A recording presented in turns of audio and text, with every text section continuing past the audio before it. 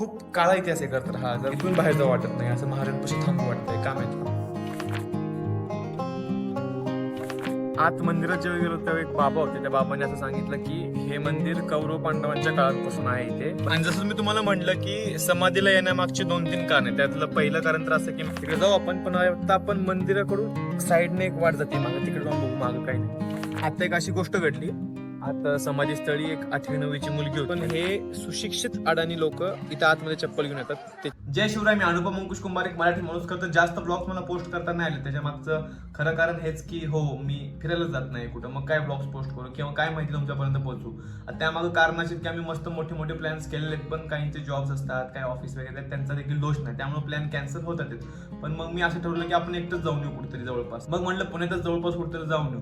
मग मी ठरवलं की आपण छत्रपती संभाजी महाराजांच्या समाधीस्थळी म्हणजे तुळापूरला अजून गेलो नाही, आणि तिकडे न जाणं आतापर्यंत हे माझं दुर्भाग्य आहे. त्यामुळे आज जाऊन यायचं तिकडं आणि महाराजांचं दर्शन वगैरे घेऊन तिथली ऊर्जा काय, तिथला माहोल काय, या सगळ्या गोष्टी मला अनुभवायच्यात. खरं तर त्यामागे अजून 2-3 कारण आहेत, ती मी ब्लॉग्स मध्ये सांगेलच पुढे. तुळापूरलाच का चाललोय आपण, त्यामुळे ब्लॉग शेवटपर्यंत नक्की बघा. आणि हो, चॅनलला नवीन असाल तर चॅनल नक्की सबस्क्राईब करा. याच्या पुढे मी सतत कोणते ना कोणते ब्लॉग्स तुमच्यापर्यंत पोहोचवायचा नक्की प्रयत्न करत आहे. मग निघालो आपण आपली अप्सरा आपली गाडी घेऊन, आणि त्याच वेळी नेमकं थोडंसं असं पावसाचं वातावरण झालं होतं. पाऊस पडण्याची शक्यता खूप जास्त होती त्या दिवशी, आणि तरी पण आपण निघालो. आणि आळंदीच्या आसपास गेल्यानंतर पाऊस चालू देखील झाला. म्हटलं ते देखील आपण या व्हिडिओमध्ये दाखवू. शर्ट वगैरे खूप घाण होत होता. पाऊस पडतोय खरं तर, आणि पर्सनली मला पावसामध्ये गाडी चालवलं जास्त आवडते, त्यामुळे मी थांबत नाही. कधीच पाऊस पडत असेल तर मी गाडी साईडला घेऊन थांबवत नाही, भिजू दे असं असतं माझं. त्यामुळे आता पण आपण थांबणार नाहीये. आळंदीच्या पुढे आलोय, बारीक बारीक पाऊस चाललाय. थोडं टी शर्ट वगैरे तुम्हाला दिसलं की हान झालाय भरपूर. ते मम्मीच्या शिजा खायची फक्त मला भीती आहे, कारण की पांढरा टी शर्ट घालून त्यांनी भरपूर घाण झालाय. बाकी थोडंसं भिजलंय, पण थांबणार नाहीये किती पाऊस पडला तर. मी डायरेक्ट जाणार तुळापूरला, महाराजांच्या समाधीच्या इथे जाऊनच थांबणार आहे मी. की गाडी लय जाऊन गेली, तुम्ही व्हिडिओमध्ये बघितला असं फाटली माझी जरा. ठीक आहे, आता काय. मग थोड्या वेळात पोहोचलो आपण तुळापूरला. अगदी रोडलाच तुम्हाला असा बोर्ड दिसेल की श्री छत्रपती संभाजी महाराज यांचं समाधीस्थळ म्हणून. तिकडे पार्किंगची सोय आहे. गाडी पार्क करून आपण निघालो, आणि तिकडे पार्किंगसाठी तुम्हाला चार्जेस द्यावे लागतात. 20 रुपये, 30 रुपये, 40, 50 तुमच्या वाहनानुसार. समाधीस्थळी आपण पोहोचलेलो, आणि बघू शकता तुम्ही आहेत बऱ्यापैकी लोक आलेली आहेत. म्हणजे असं ऑड डे काय, सुट्टी वगैरे नसताना देखील आलेली आहेत माणसं सगळ्यात.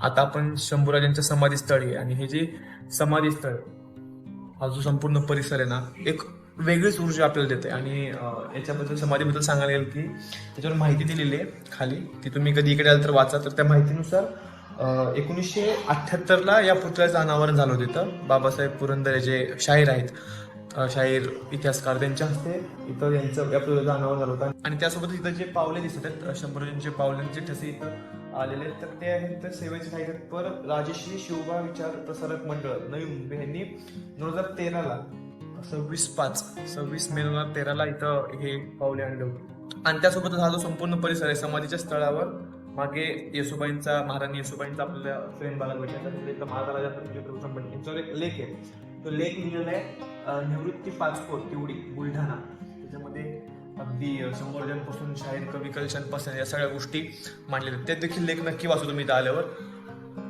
अजून इथं मागं लिहिलं आहे की जन्मज्येष्ठ महाराजांच्या समाधी मागं तुम्ही बघितलं तर त्यांच्या किल्ले पुरंदरवर जेव्हा जन्म झाला 16 मे 1957 याची माहिती दिली. जन्म ज्येष्ठ शुद्ध 12 श्री शके 1579 हे आपल्या मराठी वर्षानुसार, आणि खाली आपल्याला आंतरराष्ट्रीय वर्षानुसार 14 मे 1657 त्यांचा जन्म झाला. या सगळ्या गोष्टी आहेत. तू तेज निहार तखतत्य औरंग ही कविता जी आहे ती ह्यांची आहे, कवी कलशांची कविता आहे. ते देखील इथं मांडलेलं आहे. सो खूप वेगळी ऊर्जा भेटते, मी मस्कर नाही करत. इथे हर हर महादेव लिहिलेलं आहे. इथे हर हर महादेव, बाकी महाराजांचं नाव वगैरे, सिंहासनाधीश क्षत्रिय कुलावंत छत्रपती धर्मवीर संभाजी महाराज यांचा मृत्यू. खूप काळा इतिहास आहे तर हा. जर शंभूराजांचा मृत्यू झाला नसता तर इंग्रज आले नसते, पेशव्यांकडे राज्य गेलं नसतं, भारत आता एक महासत्ता असते. आणि या विषयावर बोलावं तितकं कमी आहे.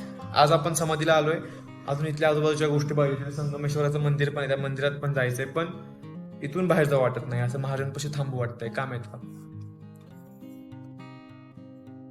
मस्त आहे.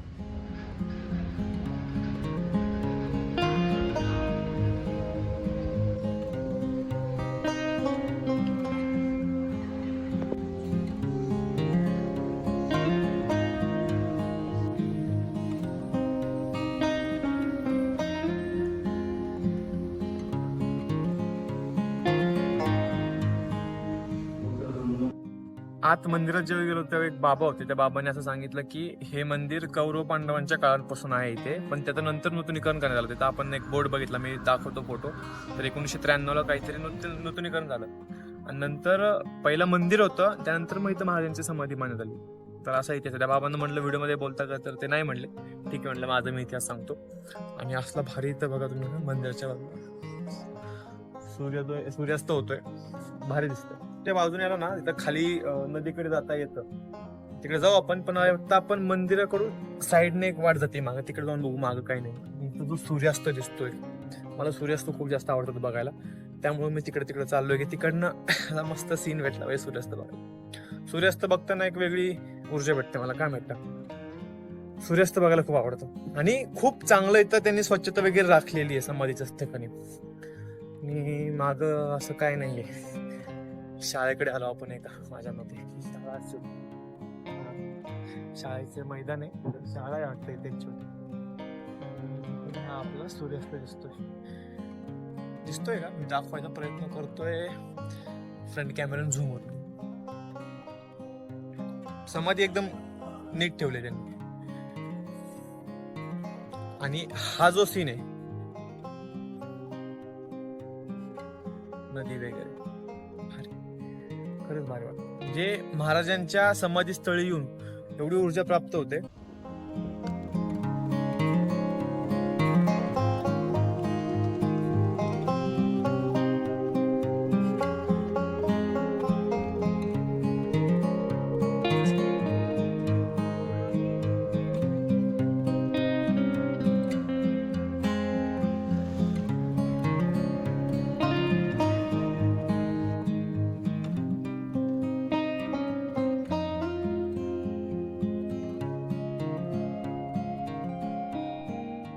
ते मागं दिसते, हे 3 नदींचा संगम आहे. भीमा, भामा आणि इंद्रायणी या 3 नदींचा संगम इथे आहे समाधीस्थळी.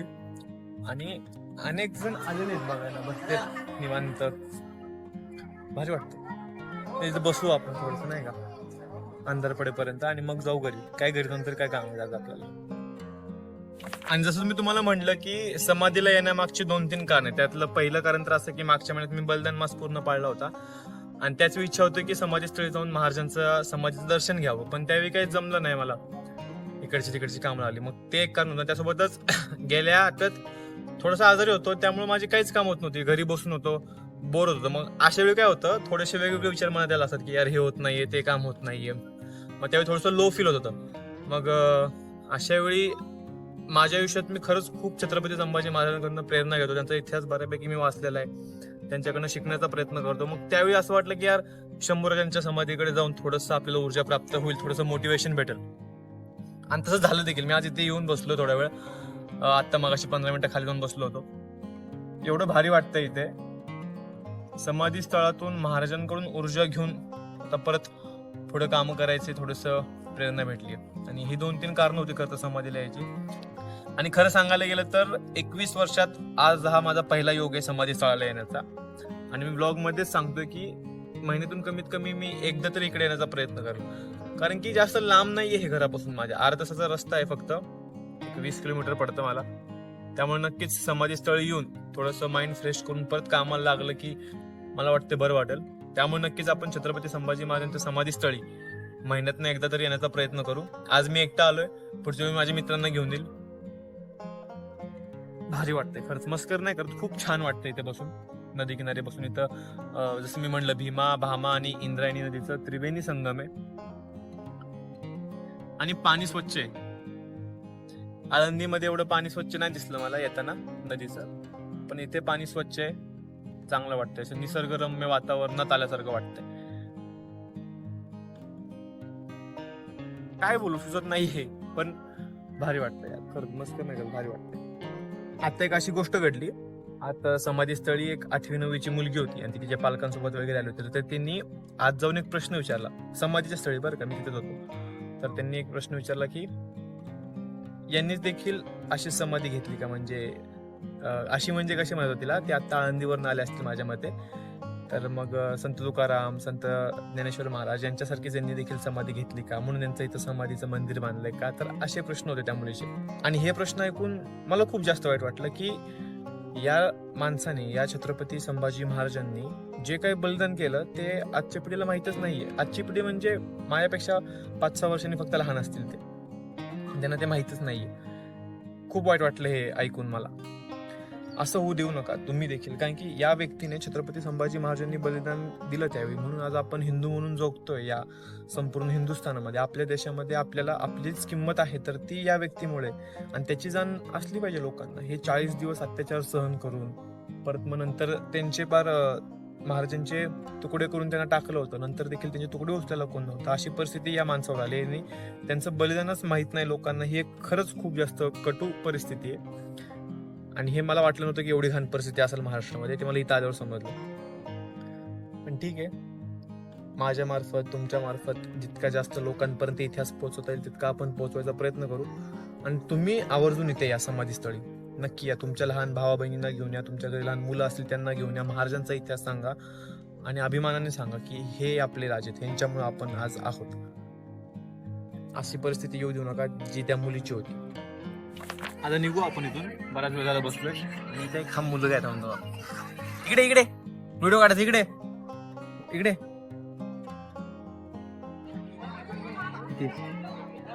नाव सांग, पूर्ण सांग की.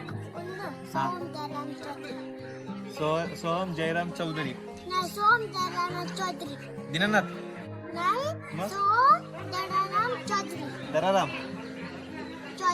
चौधरी. सोहम चौधरी आहे. एवढा मस्ती करतो नाही तर. तू इथलाच आहे का? दुकान तुमचं आहे काय? हे दुकान आहे ना मागं, त्यांचं आहे. एवढ्या मस्ती करतो ना.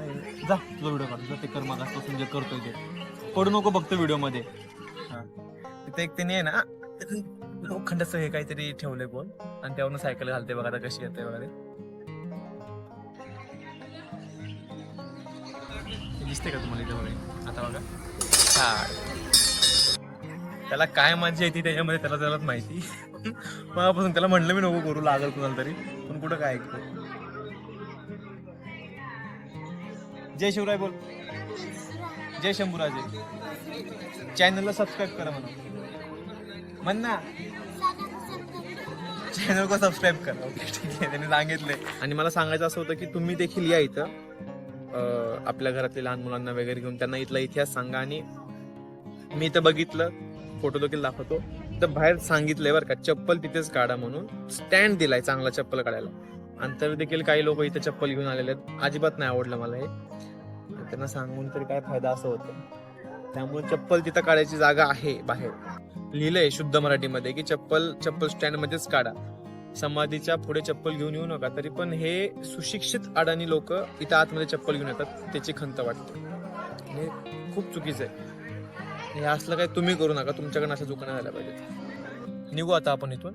ब्लॉग शेवटपर्यंत बघितल्यासाठी मनापासून धन्यवाद. आणि खरंच मी व्हिडिओच्या शेवटी अशी विनंती नाही करणार की सबस्क्राईब करा माझ्या चॅनल, अजिबात नाही केलं तरी चालेल, पण समाधीस्थळी येऊन नक्की एकदा समाधीचं दर्शन घ्या आणि आपल्या पुढच्या पिढीला महाराजांचा इतिहास नक्की कळू दे. धन्यवाद. जय जाऊ, जय शिवराय, जय शंभूराजे. धन्यवाद.